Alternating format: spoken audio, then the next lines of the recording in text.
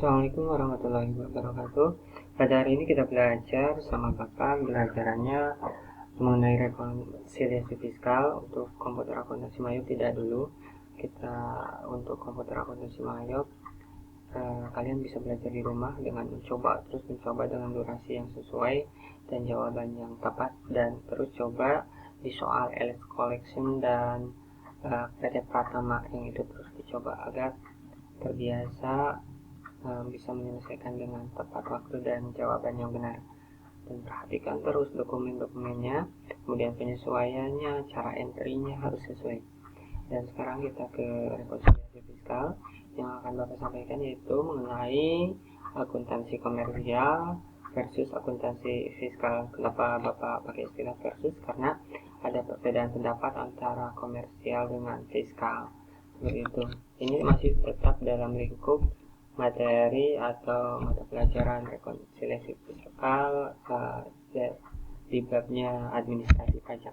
Yang menjadi dasar hukumnya yaitu pembukuan harus diselenggarakan dengan cara atau sistem yang lazim dipakai di Indonesia, misalnya berdasarkan standar akuntansi keuangan, kecuali peraturan perundang-undangan perpajakan menentukan lain.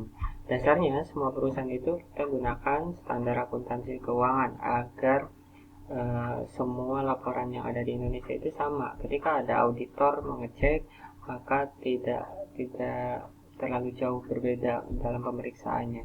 Justru malah kalau misalnya keluar dari standar akuntansi keuangan itu kita jadi disalahkan karena tidak ada standar. Makanya udah kita ikuti standar saja. Dan menurut perpajakan ini ada kemungkinan perbedaan karena kebijakan atau lainnya. Makanya ketika standar akuntansi keuangan dengan perpajakan ada perbedaan, kita perlu ada rekonsiliasi. Seperti halnya dengan rekonsiliasi bank. Catatan menurut perusahaan dengan catatan menurut bank ada perbedaan, maka kita lakukan rekonsiliasi. Rekonsiliasi bank namanya. Selanjutnya, mengapa kita perlu ada rekonsiliasi? Karena SAK, standar akuntansi keuangan itu dengan perpajakan itu banyak memiliki perbedaan, yaitu penentuan laba akuntansi. Laba akuntansi perlu kita pahami adalah laba komersial atau laba menurut perusahaan. Selanjutnya pasti seperti itu kalimatnya. Laba akuntansi adalah laba menurut perusahaan atau disebut juga dengan laba komersial. Ini sebelum pajak. Nanti ada perbedaan perhitungan dengan laba menurut fiskal antara pengakuan beban, pendapatan, atau tidak diakuinya pendapatan atau beban. Seperti itu. Nanti kita dibahas di berikutnya. Skema rekonsiliasi fiskal ini juga pernah Bapak sampaikan. Intinya seperti ini. Ada akuntansi komersial atau laporan keuangan menurut perusahaan dengan laporan menurut pajak. Intinya kita menyesuaikan laporan menurut komersial atau perusahaan ke arah laporan menurut pajak. Karena ada perbedaan standar. Yang ini perusahaan atau komersial itu dibuat berdasarkan PSAK, sementara pajak itu dibuat berdasarkan undang-undang perpajakan. Dan hasilnya, kalau komersial itu jelas ada 5, laba rugi, neraca arus kas, perubahan ekuitas, dan catatan atas laporan keuangan. Sementara untuk perpajakan hanya dibutuhkan laporan keuangan menurut fiskal. Intinya adalah di laporan laba rugi. Nantinya laporan keuangan menurut fiskal itu akan dilampirkan berdasarkan laporan periodenya sebagai lampiran dari SPD tahunan. Nah, ketika ada perbedaan di kedua standar ini, maka kita akan lakukan rekonsiliasi. Kemudian, penyebab terjadinya rekonsiliasi sebenarnya adanya perbedaan. Tadi, ada beda tetap dan beda waktu. Sebagai teori saja, Bapak sampaikan bahwa beda tetap adalah beda permanen, disebut juga beda permanen, yaitu antara pengakuan pendapatan atau penghasilan dengan pengakuan biaya. Ada yang diakui menurut perusahaan atau komersial, menurut pajak tidak. Diakui menurut pajak, menurut perusahaan tidak. Seperti itu. Kenapa disebut beda permanen? Karena penghasilan dan biaya yang masuk di beda tetap ini langsung selesai pada periode akuntansinya, tahun bukunya. Contoh, penghasilan dan beban pada tahun 2019 maka akan selesai pada tahun 2019. Akan langsung ditutup 2019. Yang akhirnya akan menjadi laba atau rugi di tahun berikutnya, dan akan menambah atau mengurangi modal gitu ya. Jadi muncul diketahui di laporan perubahan modal, dan ada beberapa hal yang ada di di beda tetap, yaitu tentang biaya. Ada biaya diakui menurut akuntansi, menurut pajak itu tidak usah dibebankan sebenarnya. Menurut perusahaan penghasilan diakui, menurut pajak bukan objek pajak sebenarnya, dan bukan penghasilan menurut akuntansi, menurut pajak itu justru penghasilan. Dan biaya juga termasuk ya, bukan biaya akuntan menurut perusahaan, menurut pajak ternyata justru itu adalah biaya, termasuk sanksi administrasi perpajakan. Itu tidak diakui di beban biasanya. Kemudian sumbangan, juga hibah dana sosial itu juga biasanya tidak diakui di pajak ya. Menurut akuntansi itu bisa saja dimasukkan di komponen beban, tapi menurut pajak itu tidak usah dimasukkan karena tidak ada kesamaan pendapat atau aturan atau standar, maka itu harus direkonsiliasi. Kedua, ada beda waktu atau disebut juga beda temporer. Ini sebenarnya pada masalah pergeseran pengakuan. Kenapa disebut pergeseran? Tentu saja penyusutan. Penyusutan itu di tahun pertama bisa berbeda dengan penyusutan di tahun berikutnya. Maka ada perbedaan pengakuan, pergeseran pengakuan antara tahun sebelumnya dengan tahun berikutnya. Maka ini juga harus disesuaikan, termasuk penilaian inventory dan penyisihan kerugian piutang. Justru kerugian piutang itu berdasarkan analisa perusahaan terhadap piutang non performing loan atau piutang macetnya. Jadi tergantung pada keadaan perusahaan itu. Nah, sebenarnya ada dua perbedaan yang mengakibatkan terjadinya rekonsiliasi. Intinya ke sini. Kemudian kita fokusnya di sini saja, di satu materi, yaitu penyusutan menurut perpajakan dengan penyusutan menurut komersial. Ada perbedaan perhitungan di sini. Kalau menurut perusahaan itu perhitungan penyusutannya itu boleh dikurangkan nilai sisa atau nilai residu. Misalnya harga perolehan mesin 5 juta, nilai residu 1 juta, kemudian usia ekonomis berapa, maka harga perolehan dikurangi nilai sisa atau residu dibagi usia ekonomis. Itulah penyusutan 1 tahunnya. Jika 1 bulan tinggal bagi 12. Ternyata menurut undang-undang perpajakan itu tidak diperhitungkan untuk nilai sisa. Ketika usia ekonomis aset tetap itu 4 tahun, maka 4 tahun itu si barang itu, aset tetap itu harus langsung habis. Jadi langsung hilang, langsung tidak diperhitungkan, langsung tidak dianggap ada lagi. Ketika masih ada, kemudian bisa dijual, nah itu menjadi pendapatan lain-lain nantinya. Dan ini ada tabel penyusutan menurut undang-undang perpajakan, ada di kelompok-kelompokan, bukan bangunan, ada kelompok 1, 2, 3, dan 4. Kelompok 1 itu alat komunikasi, sepeda motor, inventaris, peralatan, itu termasuk di kelompok 1. Dan menurut metode garis lurus itu 25% tarif penyusutan setahunnya, dan menurut ganda 50%. Manfaatnya usia ekonomisnya itu untuk kelompok 1 4 tahun. Jadi ketika punya barang harga perolehannya sekian, langsung bagi 4 aja, langsung bisa seperti itu.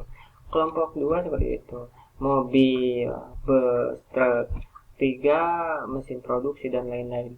Dan 2 ada bangunan. Bangunan itu ada yang permanen dan tidak permanen.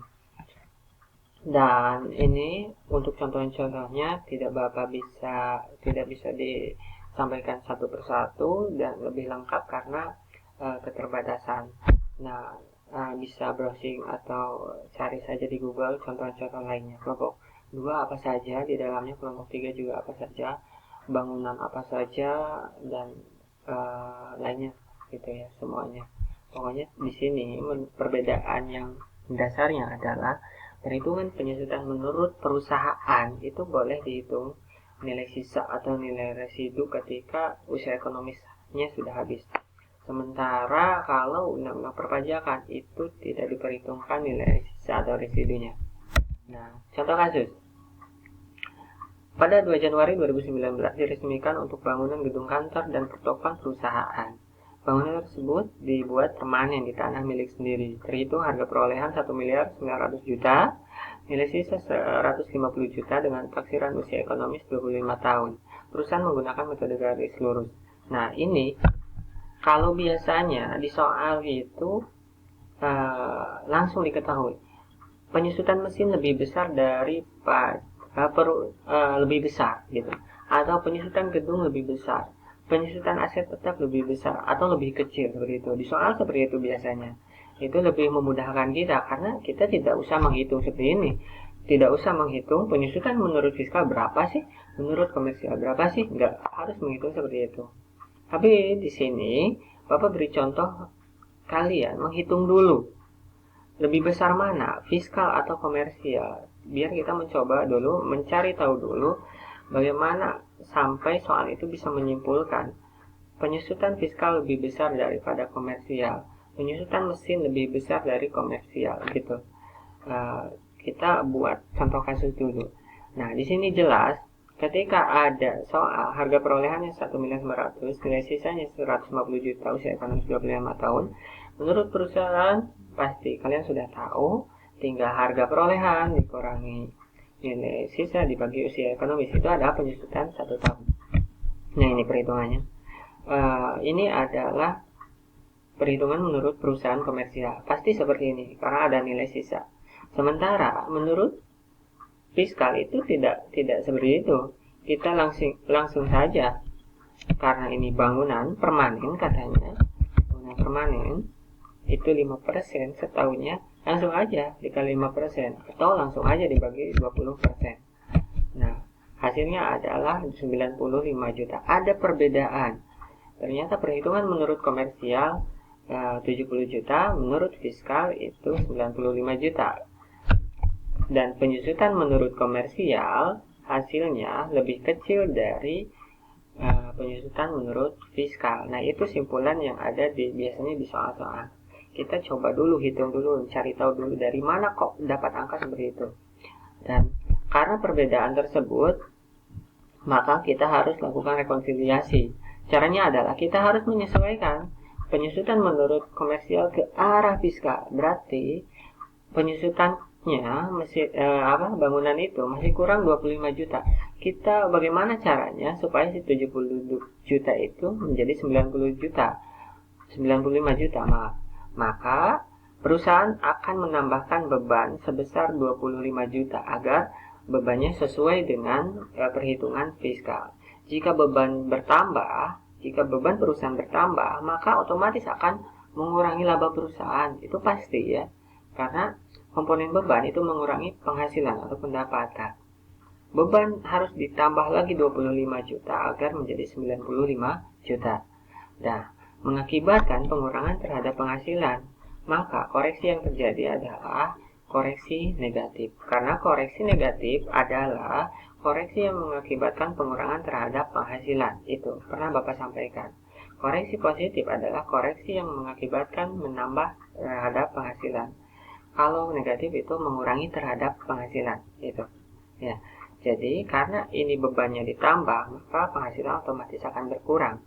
Dan simpulannya adalah terjadi koreksi negatif. Nah, itu uraian singkatnya.